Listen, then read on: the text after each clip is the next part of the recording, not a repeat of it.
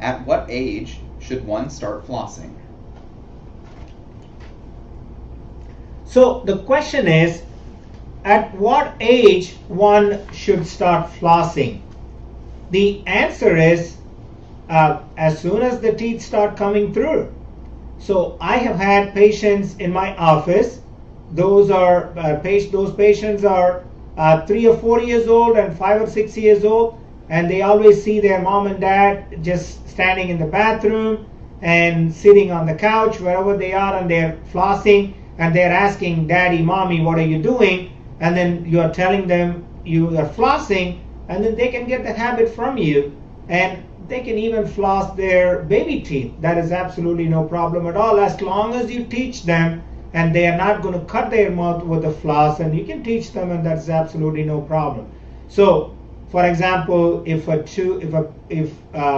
baby has primary teeth that are coming in 6 months, and you're not going to probably show them how to floss because they don't have the dexterity to do that. But can a 6-year-old floss? Possibly yes. Do you necessarily have to use the floss with your fingers and use them? Don't have to. You can give them a floss holder.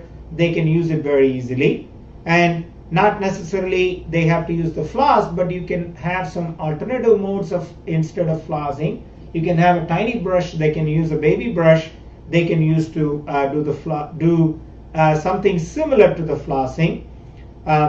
So going back to the question, there is no age for when you should start flossing. You can start as soon as somebody or the kid is able to floss. And I definitely recommend as soon as the permanent teeth start coming through, probably around the age of about 7 or 8 or 6 or 7, around that age, or as soon as the child is able to just learn some flossing technique, I absolutely recommend anyone should consider flossing. And I hope answers this question. Yeah, it's never